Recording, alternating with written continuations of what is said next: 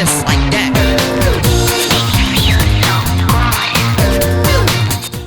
Eh bien, bonjour à tous, on se retrouve pour une toute nouvelle vidéo sur un jeu de parc d'attractions. Et c'est pas tous les ans que ça arrive, mine de rien, puisque le dernier c'était Planet Coaster en date, c'est en 2016 les gars, ça fait ultra longtemps. J'en avais fait une série quasiment de plus de 150 épisodes, j'avais vraiment kiffé le jeu. On le voit, hein, même dans la communauté, il y a énormément de passionnés qui arrivent à créer des créations absolument dinguissimes, super réalistes, intéressantes et vraiment elles valent le coup. Moi personnellement je me suis mis un petit peu à Sim Park Tycoon. Sim Park Tycoon se développe mais de manière malade mentale, mais c'est clairement pas un jeu de gestion, on est clairement plus dans la construction de parcs d'attractions. Et Park Beyond arrive un petit peu dans l'entre-deux avec un jeu de gestion de parcs d'attractions et un jeu de construction de parcs d'attractions. Vous allez voir que le jeu est clairement pas réaliste, il y a beaucoup de fautes à ce niveau-là, mais je pense que c'est clairement assumé. On est dans un positionnement marketing assez contre-courantiste de finalement ce qu'est un Planet Coaster ou un Roller Coaster Tycoon. On est sur quelque chose qui peut finalement s'apparenter à un Thrillville ou un Scream Ride. Effectivement, ma ref, je la sors de très loin, mais il faut dire que Scream Ride a clairement bidé. Mais bref, Park Beyond, c'est le jeu qu'on a quand même en face de nous. C'est un jeu qui est développé donc par Namco Bandai. Namco Bandai qui m'a donné donc un accès anticipé à la bêta anticipée. Je les remercie franchement pour le petit coup de main, mais ne vous inquiétez pas parce que si vous êtes intéressé par ce jeu, vous aurez la possibilité donc de participer à cette bêta anticipée sur une plage de date assez restreinte. Je vous invite à aller voir dans la description lorsque cette vidéo sera terminée évidemment. Cette vidéo va vous permettre un petit peu de voir ce qu'est finalement Park Beyond. Je vais pas suivre le mode campagne parce que le mode campagne ça pourrait pourquoi pas faire l'objet d'un let's play entier, mais je vous propose un petit peu de prendre la main sur le jeu en créant une map bac à sable. Ça va nous permettre de pousser le jeu dans ses retranchements et de vous montrer vraiment tout ce qu'on peut faire avec le jeu, tout ce qu'on ne peut pas faire. Ça va nous permettre également de compléter finalement ce que le mode campagne ne peut pas nous montrer, parce que le mode campagne est actuellement limité, on peut ne faire uniquement que 2 missions, ce qui est pas beaucoup. Et le mode campagne a un petit peu tendance à vous guider, vous savez, et à ne pas montrer les défauts du jeu. Donc c'est en ça un petit peu que je préfère passer en mode bac à sable et vous montrer un petit peu toutes les possibilités que peut vous offrir le jeu. Alors vous avez deux choix, vous avez le parc d'exploration pour l'instant disponible et l'Asie de l'Est Grand Lac. Alors Asie de l'Est c'est une map qu'on retrouve de mémoire dans le mode campagne, mais parc d'exploration est plutôt intéressant aussi. Et vu qu'il y a des attractions qui sont déjà préconstruites ici, on va aller dans parc d'exploration, donc on va aller commencer la carte. Petit mode de chargement évidemment, je me permets quand même de faire une petite parenthèse, la qualité graphique de ce jeu est vraiment incroyable. Bon, on est quand même en 2023, j'ai envie de dire. Heureusement qu'on a des qualités graphiques assez monumentales, mais pour l'instant, le jeu ne lag pas alors que mon PC fait tourner avec un petit peu de mal Planet Coaster lorsqu'il a énormément d'attractions et de parcs et je suis sur un écran 1440p et ma carte graphique, je peux vous garantir qu'elle est pas super ouf. Je suis sur une 1063 Go, autant vous dire que c'est pas de première jeunesse. Bref, on va donc se mettre sur la petite map pour vous montrer un petit peu tous les volets disponibles de notre jeu. Vous allez voir que c'est vraiment très ressemblant avec la mécanique du jeu Planet Coaster. Hein, si vous connaissez bien ce jeu, je pense que ça va clairement vous être très familier comme mode de fonctionnement. Mais par contre, vous allez voir qu'il y a quelques petites choses voilà, qui vont changer et qui vont rendre ce jeu un petit peu complètement nouveau. Alors, au niveau des volets des attractions, c'est juste ici, donc vous cliquez sur manège et vous avez un petit volet de différents flat rides. Comme vous pouvez le voir, il n'y en a pas beaucoup. En espérant que ce soit un petit peu étoffé, pour l'instant on est en bêta test. Sans doute qu'à la sortie officielle du jeu, on en aura un petit peu plus. En tout cas, je croise les doigts. C'est un petit peu comme ça, la bêta Planet Coaster, on n'avait pas énormément de flat rides. Et vous allez voir qu'également, j'ai l'impression qu'on a les mêmes défauts que dans la bêta Planet Coaster. C'est absolument dingue. Donc on a les Giant Frisbee Us, on a, qu'est-ce que c'est que ce truc? C'est les Tagada. Oula, qu'est-ce que c'est que ce truc? Putain, je ne sais même plus ce que c'est, mais oui, c'est un top spin avec des bras relativement bizarres. De mémoire, je crois que ça existe. Bon, pas avec un bras aussi bizarre, mais bref, un top spin, une grande roue, une fireball de chez Chance Ride de mémoire, un ballon race de ces Zamperla. Qu'est-ce que c'est que ça? Un flat ride bizarre qui fait des élèves nus. Ça, c'est un double bateau pirate swing machin chose qu'on peut retrouver notamment à Legendia en Pologne. Ça, c'est un bateau pirate relativement classique. Et ça, c'est un flat ride complètement bizarre dont je ne connais absolument pas le nom. Ça doit venir sans doute d'un constructeur italien absolument obscur.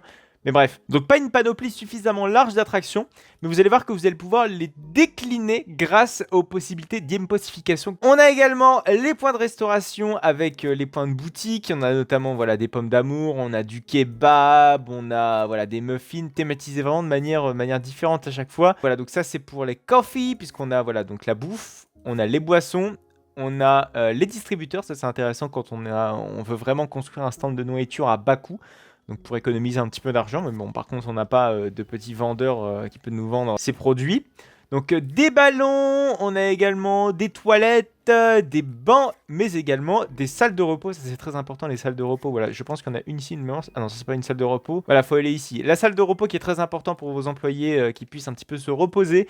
La plupart des jeux de gestion l'utilisent maintenant, mais c'est vrai qu'auparavant c'était pas forcément le cas. Donc on a le menu de construction qui est vraiment assez complet pour le coup, mais on y reviendra tout à l'heure. Donc on a également les décors, la terraformation, donc le terraforming, hein, vous pouvez vraiment créer de très chouettes collines. Mais c'est pas le sujet, hein. Et on a également les petits chemins, voilà, qu'on peut tester maintenant, parce qu'en fait, il y a des parties du parc qui sont pas très bien reliées. Vous voyez qu'on a également des petits points d'information que vous pouvez retrouver un petit peu partout dans le parc, donc ça, c'est spécifiquement pour cette map-ci, hein. Vous allez voir que dans toutes les maps, vous n'allez pas en avoir. Par exemple, dans une vraie map bac à sable, si vous prenez l'autre map bac à sable, vous n'aurez sans doute pas cela. Mais en fait, c'est des petits points qui vont vous permettre de donner des petits défis. Donc par exemple, ici, on nous donne comme défi de construire une petite attraction. On va construire une petite attraction dans quelques instants ensemble. Donc on va construire un ballon race. On peut déjà le relier à l'allée principale, ce serait quand même cool. Et on peut créer donc des petites files d'attente.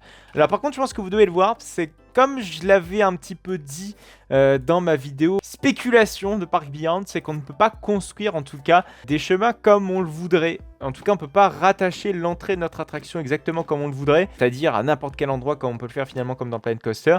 Non, on a des endroits prédéfinis, on ne peut pas mettre tout n'importe quoi. Vous avez vu les doubles sens des flèches. Malheureusement, on est obligé de se cantonner à cela. Voilà, donc on a construit notre premier flat ride. Dans ce premier flat ride, donc, vous avez un menu que vous pouvez à peu près tout gérer à l'intérieur. Ça ressemble énormément à n'importe quel jeu de gestion. On a donc son statut, on peut le définir comme ouvert, fermé ou en test. On a son prix du billet, on a les différentes statistiques, notamment de popularité au niveau des visiteurs, ses statistiques au niveau de sa rentabilité, de son émerveillement, sa note de fun, etc. etc. Voilà, des indicateurs finalement qui sont assez propres à Park Beyond, parce qu'on va pas se mentir, la note d'émerveillement c'est assez particulier comme truc. Les statistiques financières, ça va être ultra intéressant évidemment pour rendre notre parc rentable. Vous allez voir que vraiment l'onglet finance est assez clair là-dessus, et on a voilà différents onglets de personnalisation avec la colorimétrie de l'attraction qui est assez complète pour le coup, hein. Là il n'y a vraiment pas de problème là-dessus. Bon là par contre on a que quelques choix de couleurs, mais on peut aller vraiment très loin carrément avec une option pic qu'on peut se retrouver par exemple sur Photoshop ou même sur n'importe quel autre logiciel de création. Ça c'est très intéressant, c'est quelque chose qu'on n'avait pas sur Planet Coaster. Et voilà, donc ça nous permet donc de construire un flat ride relativement personnalisé. Alors, ce que je peux dire déjà sur les flat rides, je vais me permettre de critiquer dès le début, c'est que j'ai l'impression que ça a un petit peu les mêmes défauts de jeunesse que dans Planet Coaster. Au tout début, hein, dans la bêta de Planet Coaster, j'ai clairement l'impression de voir une bêta de Planet Coaster, c'est fou, où on avait notamment voilà, des problèmes de thématisation, c'est-à-dire que les flat rides sont sur thématisés, au lieu finalement de donner le choix, pourquoi pas avoir un ride skin un petit peu comme dans Theme Park Tycoon 2, où on met un flat ride à la brute, sans thématique, et derrière, voilà, on vient choisir la thématique qu'on vient dessus, finalement un skin de ride. Là, voilà, on est obligé de se cantonner à un seul skin, et ça, c'est un petit peu dommage finalement, ça bloque un petit peu les possibilités de personnalisation, en tout cas, de ce que pourrait proposer, en tout cas, le jeu dans le futur, voilà. Vous voyez, par exemple, ici, on est sur un thème, voilà, qui est très temple de Médusa, hein, clairement, c'est le thème qui est proposé à ce truc-là, mais on peut clairement pas le mettre dans une zone western, par exemple, voilà, c'est dommage, on est obligé de se cantonner au thème qui est déjà de base proposé à l'attraction. Mais on verra ça quand le développement du jeu sera peut-être un petit peu plus avancé, quoique quand même la sortie du jeu est assez imminente, je crois qu'elle sort au mois de juin, donc mine de rien, ça approche super vite. Donc on a également l'onglet Roller Coaster qui est très intéressant, mais qui est très décevant, on va pas se mentir, parce que on a clairement affaire à des roller coasters voilà, d'un type assez particulier, hein. C'est vrai que c'est pas des roller coasters qui existent réellement. Alors ce qui est bien, c'est qu'on a voilà, plusieurs modules, donc le lift à chaîne, le frein, le regroupement train, ça c'est assez particulier, on va pas s'y attarder là-dessus parce que c'est un mode vraiment qui se découvre avec le mode campagne. Vous allez voir d'ailleurs que cette esthétique de montagne russe est très adaptée pour le mode campagne, mais pas pour la construction de parcs d'attractions, la reproduction de parcs d'attractions. On n'est pas dans ce but-ci, hein, vraiment. Je pense que si vous comprenez pas le choix graphique, en tout cas de certaines choses, allez voir le mode campagne. Le mode campagne est très intéressant et je pense que c'est le mode le plus intéressant. Mais le mode campagne, on s'y attardera peut-être quand on y fera un let's play. Je pense que c'est le plus intéressant très clairement. Bref, les modules, donc on a le lift à chaîne, donc qui nous permet donc de faire gravir la première montée, j'ai envie de dire. On a également le freinage, bon ça je pense que tout est suffisamment explicite. Le regroupement de train, on n'y en parle pas.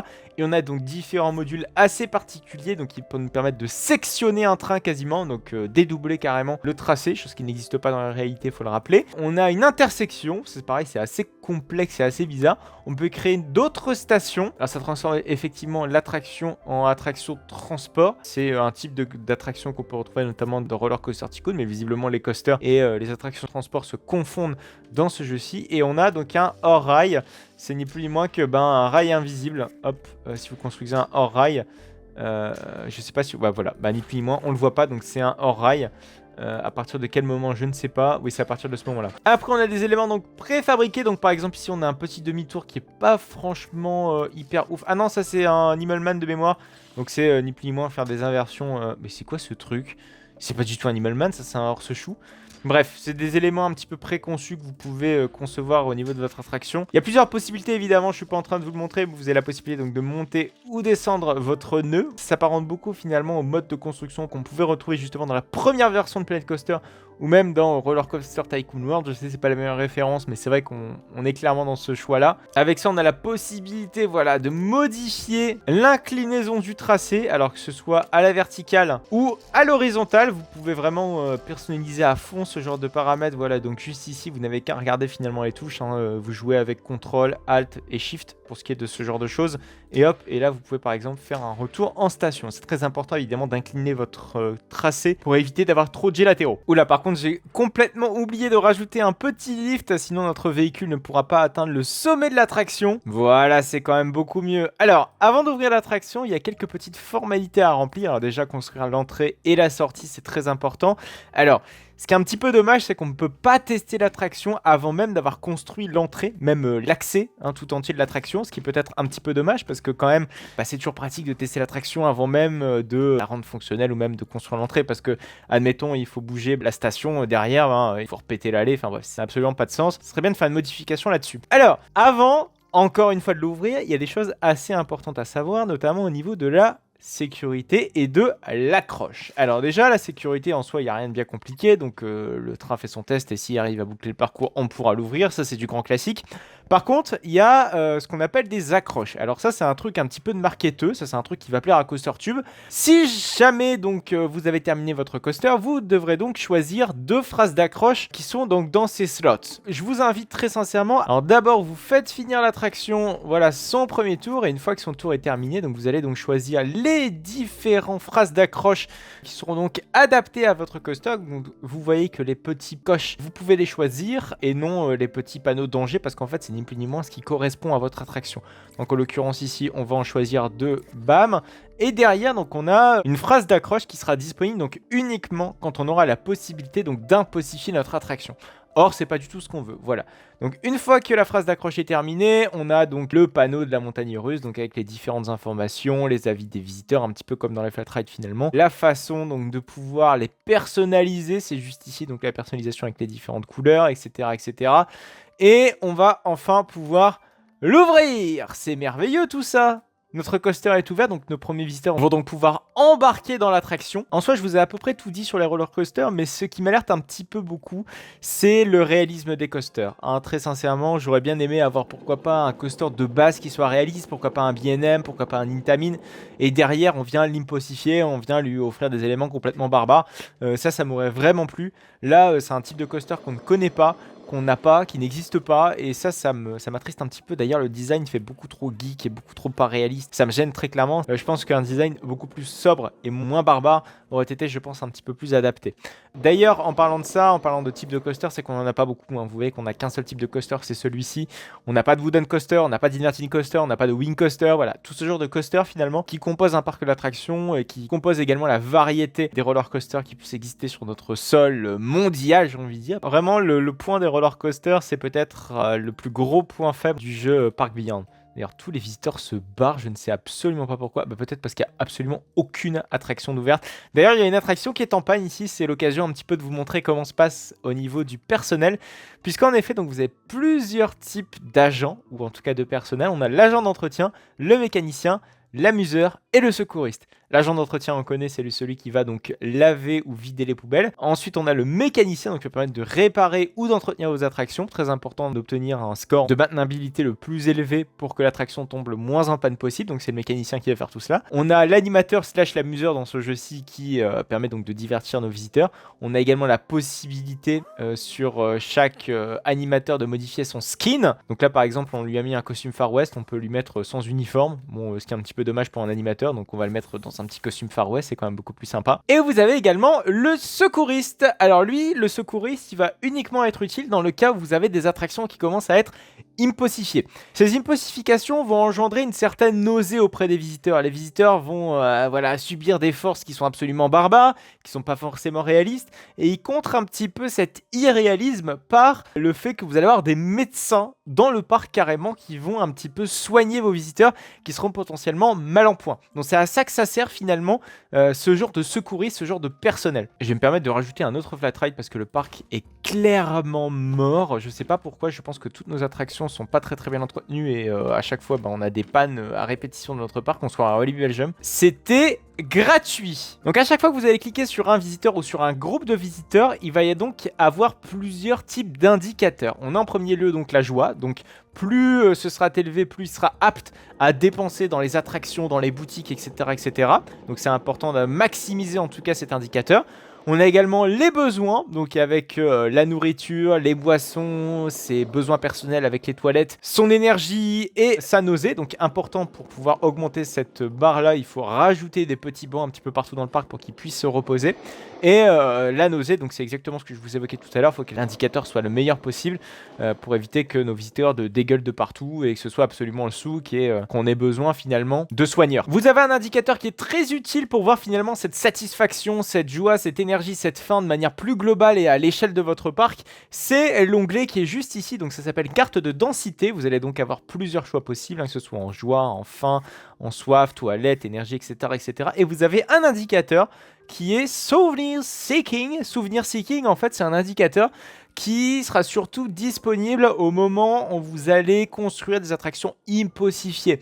C'est-à-dire qu'en gros, plus vos visiteurs auront cette sensation d'imposification, ces attractions qui seront imposifiées, plus ça va les satisfaire de leur côté d'un point de vue souvenir seeking. Donc pour l'instant, ça nous est pas utile parce que notre parc n'a tout simplement pas d'attractions qui commencent à être imposifiées. Pour pouvoir avoir des attractions imposifiées, il va falloir cliquer donc sur le petit stylo qui est juste en haut à gauche. Bon, malheureusement, notre stylo n'est pas encore complété à 100%.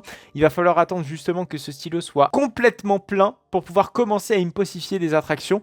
Vous allez voir que dans un premier temps, on va pouvoir uniquement imposifier des boutiques, des stands. Ce sera utile surtout d'un point de vue gestion, mais je vous avoue que d'un point de vue esthétique, c'est pas forcément super joli. Mais on y reviendra quand cet onglet-là sera disponible. Pour pouvoir embellir votre parc, vous avez la possibilité donc de construire diverses structures et notamment voilà des petits bâtiments. Alors vous avez vraiment des possibilités absolument folles dans ce mode de jeu puisque vous pouvez voilà construire des murs, c'est comme dans Planet Coaster hein. Et là vous pouvez faire apparaître une grille, voilà donc vos objets peuvent s'aligner sur une grille. Et là c'est fou, enfin vous pouvez vraiment tout faire de manière assez précise. Voilà, tout ce qui est plus classique, derrière vous pouvez faire des fenêtres, vous pouvez vraiment faire des choses assez sympas. Alors par contre, ce que je regrette très fortement, c'est qu'on ne peut pas faire des fenêtres où on peut voir à travers, hein, c'est-à-dire vraiment faire un vrai bâtiment comme vous pouvez le faire à la fin de vie, j'ai envie de dire, du jeu Planet Coaster. Voilà, il y a plein de fonctionnalités quand même qui manquent de base et je trouve ça un petit peu dommage. Par contre, ce que j'ai extrêmement peur, c'est le rangement des objets. Ça fait un petit peu farfouille, même si on a ces petits sous-modes là, c'est pas super intuitif. J'aurais peut-être aimé avoir des choses peut-être un petit peu plus explicites parce que regardez, quand on voit de loin, ce dessin là c'est quoi? C'est quoi ce dessin? C'est pas très explicite, ça fait très fouillis dans l'ensemble. Et j'aimerais avoir quelque chose peut-être d'un petit peu plus structuré, d'un petit peu plus rangé. C'est déjà ce qui fait défaut dans Planet Coaster. Et c'est vrai que quand on voit les dessins de loin, voilà, la porte, bon, on la reconnaît très bien, mais là c'est quoi? C'est un auvent, ok, c'est des auvents, ok, là c'est quoi? Ok, bah j'ai pas reconnu que c'était des balcons. Et ça me fait pas penser du tout à des balcons. Enfin bref, c'est très bizarre et pour moi il y a encore du boulot à faire dans ces menus là. Par contre, au niveau de la déco, il y a des choses assez sympas, bon, qui sont encore une fois très spécifiques et ma foi, j'aurais peut-être aimé avoir des choses peut-être un petit peu plus génériques. C'est au niveau donc du placement des objets, vous avez vraiment une multitude de possibilités au niveau de ce placement, mais surtout au niveau des échelles, puisqu'en effet vous pouvez modifier l'échelle de votre objet. Ça c'est très utile, c'est quelque chose qui est disponible d'ores et déjà dans Theme Park Tycoon 2 mais qui n'était pas disponible dans Planet Coaster. Et ça c'est vrai que c'est quelque chose qui manque parce que parfois l'objet fait pas la bonne dimension, on aimerait qu'il soit voilà, légèrement plus petit, légèrement plus grand, et ce mode de rescale est absolument dingue. Mais encore une fois, mon point de vue, c'est pas suffisamment générique et c'est des objets encore trop spécifiques qui peuvent aller dans des zones thématiques A mais pas B. Alors que par exemple, typiquement un objet qui peut être générique, c'est ça. Ça peut aller dans un thème industriel, un thème western, un thème moderne, un thème sous-marin. Bref, il y a énormément de possibilités. Ça, c'est un objet générique. Ça l'est pas du tout. Ça, regardez le fond rose, à la limite le chapeau, juste le chapeau aurait été parfait, mais le fond rose, le truc qui clignote, voilà, c'est vraiment une enseigne point, c'est tout. C'est un petit peu dommage, voilà, de ne pas avoir plus d'objets, en tout cas qui puissent être génériques. Dernier onglet, après on va aller un petit peu plus du côté de l'impossification, c'est l'onglet finance. Alors cet onglet ressemble énormément, peu ou prou, à celui de Planet Coaster, puisqu'en effet on peut découvrir donc nos revenus qui sont donc spécifiques en fonction de chaque module d'attraction, donc que ce soit au niveau des attractions classiques, au niveau de montagnes russes classiques, on peut même aller dans le détail avec les différents menus déroulants. On a les dépenses, que ce soit en construction, que ce soit en main d'œuvre, etc., etc. Et ce qui nous reste à la fin du mois finalement, et cet onglet finance, voilà, vous permet d'avoir une sorte d'équilibre financier, donc que ce soit à perte ou en bénéfice. Donc là, en l'occurrence ici on dégage des pertes au fonctionnement de notre parc d'attractions. Donc évidemment l'objectif c'est de pouvoir le maximiser, le rendre positif. Plus il sera maximisé, plus derrière on pourra l'utiliser, voilà, pour faire des dépenses en termes d'attractions, de nouveautés ou même de stands, de boutiques, etc., etc. Donc ça c'est super important, c'est l'aspect finance et c'est je pense l'aspect qui est le plus important dans le mode campagne au final. Voilà, donc il est temps désormais d'impossifier notre première attraction slash boutique. Je pense que ce sera clairement une boutique parce que vous voyez que... Ah si, on peut regarder, je pensais qu'on n'allait pas pouvoir le faire, mais effectivement on peut. Alors je vous propose quand même de faire ça sur une attraction parce que c'est quand même drôle.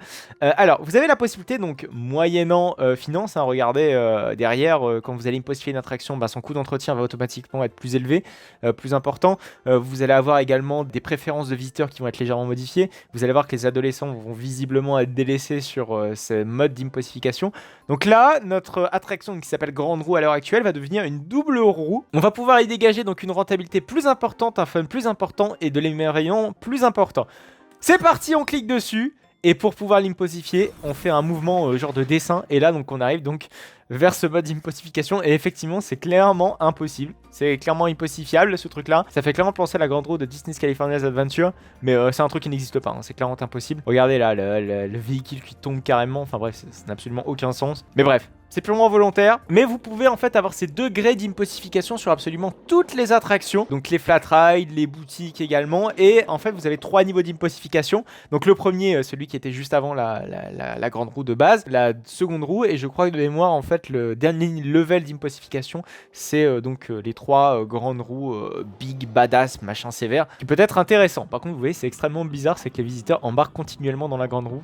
C'est assez perturbant et assez bizarre. Je vous propose maintenant de prendre un petit peu de recul sur le jeu et de voir un petit peu ce qu'on a en face de nous. On a un jeu très beau graphiquement, qui est pas réaliste du tout, on est vraiment dans le fun à fond. Vous voyez que les roller coasters, on peut pas construire un roller coaster dans la réalité comme ça, hein. Regardez, vous avez vu les virages comme ça, vous allez vous prendre des jets mais comme pas permis, vous pouvez en crever de ces trucs là et même vous casser une côte. Par contre on a des idées vraiment pas mal, mais dans l'ensemble j'ai vraiment l'impression de voir un Planet Coaster en bêta, avec ses qualités, avec ses défauts, et pour moi sa plus grande qualité c'est clairement son mode histoire, son mode carrière. Et ce mode carrière justifie vraiment très bien cet écart d'irréalisme qu'il y a dans le jeu. Vous avez des dialogues avec les personnages qui disent ouais mais ton truc c'est complètement n'importe quoi, enfin ça va pas. Et t'as le jeu qui dit en mode ouais as fuck machin. Et c'est très bien justifié, c'est très bien amené, c'est pour ça que je vous recommande vraiment le mode carrière parce que ça prend du sens en fait toute cette histoire. Ne serait-ce que le design de ce roller coaster on le voit dès le début dans la première cinématique, donc à mon avis ça risque de ne pas changer ce design de roller coaster. Mais par contre avoir des variantes, j'espère que ça arrivera, hein, très sincèrement. Pour moi, c'est pas un concurrent à Planet Coaster, c'est pas un concurrent à Indoorland, c'est très différent. Même si la façon de construire est vraiment